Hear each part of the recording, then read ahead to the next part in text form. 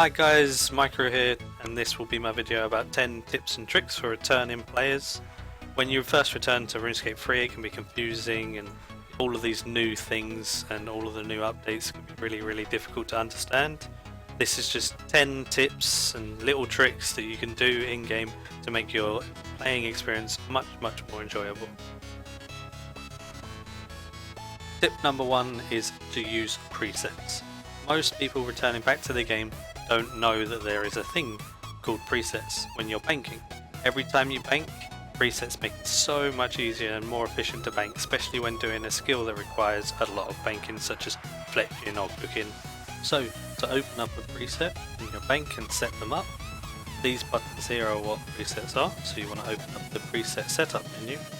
Once you have that open, this will appear. So it will show you what's in your backpack. Obviously I've got nothing for this argument, but if I put something in my backpack it will come up. If you click on any of these, it will show you my presets that I've already made. So I've got a preset for Vindictor, gives me everything I need to kill him. Corporal Beast is not actually Corporal Beast, it's my cooking one. So all of these different things, if I press save, it would then overwrite it with what I've got currently wearing and in my inventory. So if I wanted to overwrite it with this, I would change the name wherever I wanted to, click confirm. Also, you can load any presets on the quick load slots or just by clicking the load button. Quick load slots are really useful. These quick load slots go on button number 1 or 2. So I've got my Vindictor 1 on number 2. So if I close this off, I literally press number 2 or press on this. So if I press number 2 now, I've now got the setup for my Vindictor kills. This way I can easily bank. Tip number 2 is using your action bar to drop or use items. If you drag your item you want onto your bar, it can be on any number you want. I chose 9 and 0 for this, just for argument's sake. So now if I press number 9, it will drop one of the meat. So then if I spam 9, it drops loads and loads very quickly. It's perfect for when you're spamming some fishing or something like that you want to drop all of the fish and you don't want to keep them. The other way is using things like herbs. So when the left click is clean, you can then just press that number and it will do the left click, which is clean.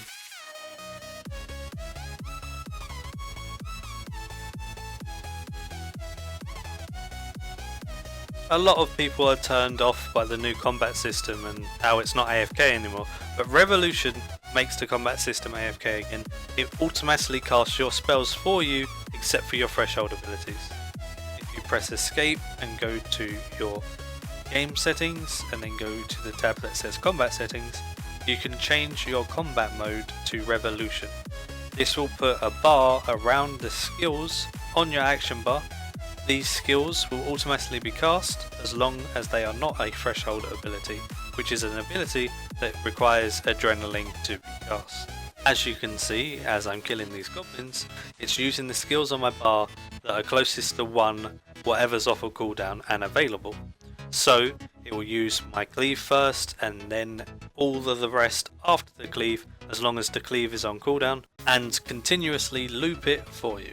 Tip number 4 is to do distractions and diversions. There's plenty of distractions and diversions, there's monthly ones, weekly ones, and they're all really good experience for the most part. 2 of my favourite daily ones are Garfixian caches and sinkholes. Garfixian caches spawn every 3 hours server time, so that'll be anything in an inkling of 3, so 3 AM, 6 AM, 9 AM and then 12 PM, all throughout the day they spawn. As you go to any wisp colony, it will open up at the hour, then you can just jump straight in. Once inside, you can do a couple of things. You can pick up any of the memories. There's small memories that don't require any level, medium ones require 45 divination, and large ones require 80 divination. They give 1, 2 and 3 points respectively. And remember that when you're running, you'll get hit by the Krez. And if you get hit, you'll drop that memory. You can't put it in the middle if you get hit. You can use Surge to jump past the automations.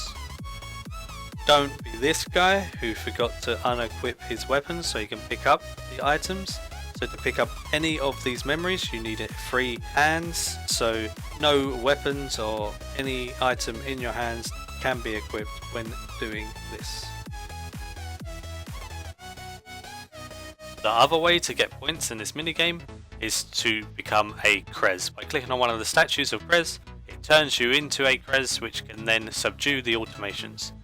The normal automations give you 1 point and have no level requirement. The confused automations give you 2 points and have a level requirement of 45. And the enraged automations give you 3 points and have a skill requirement of 80. So obviously the higher level you are, the easier it is to get points. When you reach 100 points, you are done and you cannot get any more. So try and aim for 100 points if you can. Sometimes it's a bit tricky when at low level, but very easy to achieve when you can do all of the different things for 3 points. Once you have 100 points, or once the 10-minute ends, you'll leave the minigame. Once leaving the minigame, you get a buff. This Guffixian buff has a chance for you to dunk all of your memories at the same time that are in your inventory when transferring them into either energy or experience. As you can see in the video, I dunked all of my memories straight away and got really lucky. It has a 10% chance to prop, so that 10% chance was on my first one and it put everyone in my inventory in there at once. The next minigame is sinkholes. They are on every hour, but not on the hour, every half an hour. So every 30 minutes of the hour. So it would be at 10:30, it would be at 11:30, it would be at 12:30, it would be at 1:30, and so on. Every hour ending in half past. So quick hop into world 134 is good. That is the sinkhole world, so it will be very easy to get the party there. Wait for the sinkhole to spawn. When the sinkhole spawns, you can jump in. When you're in, you right click and you enter the queue. Once you're in the queue, you wait for your team and then you enter with your team. Once in the sinkhole, you can collect one of the equipments. There's always the melee, range or mage equipment. Once you've chosen it once, you don't have to choose it again and it will save it for your next time. Once you're in the sinkhole and you're running about, just try and get as many combat totems and exploration totems as you can at the start. Make sure you bank them before other people because there is more monsters than there is totems available. So bank them as soon as you can.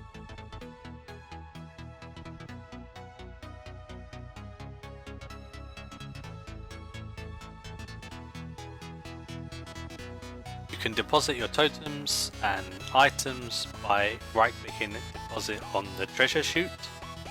This will give you points at the top and bank the items and count it towards the final goal.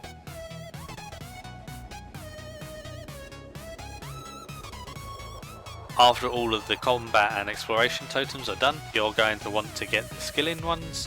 It will either be woodcutting, fishing or farming. You need the levels required to do them as you would in the actual dungeoneering skill. So for me it was woodcutting, so I just cut some logs, chucked them in. Then once you've done it, you get points for each of the things you hand in. You have to hand them in to get the points. Then you enter the last part, which is the chests.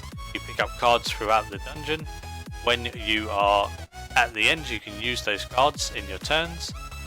Once you have done everything you need to do, you can get XP lamps, you can get dungeoneering tokens, you can get pieces of clothing. It is a very good way to get free experience. You can do 2 a day, but you can do 2 in the same lockout. So if you go out of this one and you teleport back to the sinkhole, you can teleport back in, queue up again, and instantly get put in another one. That is a very easy way to get dungeoneering XP every day for 10 minutes work. Tip number 5 is simple. Use lodestones. They teleport you all across the map. They're so valuable, especially when doing things like questing. Tip number 6 is to use portables whenever you can. The 10% boost to experience is great and really adds up.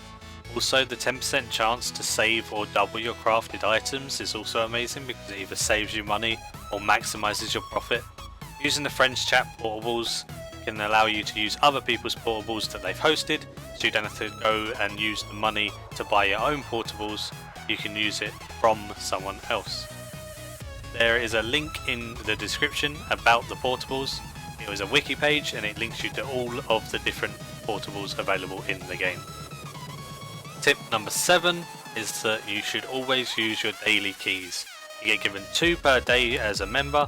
There's no bad things you can really get from Treasure Hunter. You either get items that you can use for skilling or sell. You get bonus XP, which you can use in skills you don't like to make them level up faster. You can get XP lamps, which also do the same thing, so you can put them in a skill you don't like or a skill you're trying to get high. This really adds up if you do it every day. Tip number 8, you've probably heard before, is to set a target to unlock Prif. Prifdinus is probably the most iconic city in the game right now. It includes so many high-end skilling methods that are so effective. The thieving, the mining, the agility, all of these different skills and more are so easy to train in Prif. Not only does it allow you to train skills easier, it has other different things like the Voice of Seren that give you buffs to certain skills for an hour. All of this can be unlocked by doing the Plague's End quest. The Plague's End is also a really good target to set yourself because it requires a lot of other quest requirements. It requires a lot of skills to be level 75, so it gives you an incentive to train those skills and get your account better. There's a link in the description of a wiki page, all to do with Prif and Plague's End. Tip number 9 is to simply do tree and herb runs. If you get yourself into a habit of doing tree runs every day, it gives you tons and tons of farming experience. Also, herb runs can be done alongside them every hour and a half or so they are not just like a daily thing, they can be done all throughout the day. These herb runs can profit you between 100 to 200k every run, so that allows you to pay for your trees if you can't get money elsewhere. Obviously you don't have to do herb runs, so you can pay for your tree runs elsewhere. It is a very useful thing to do. If you need money you can do herb runs, and if you want farming experience, tree runs are the way to go. There is a helpful Wikia page in the description about farming patch locations. If you use that in your runs and go to as many locations as you possibly can, that will maximise your XP or GP gain. Lastly, my final tip number 10, would be to join a friendly clan.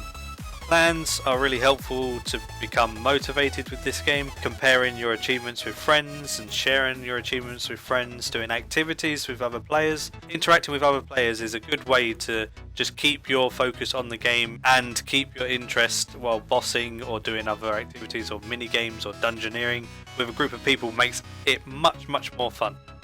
I've definitely had more fun on RuneScape since joining a clan. Thumbs up and let me know if there's any other guides you would like to see, if there's anything in particular you would want done in a video. I'm looking for ideas. I want to keep making videos as much as possible, see how it goes. Hopefully you guys enjoyed. If you did, please subscribe. Peace.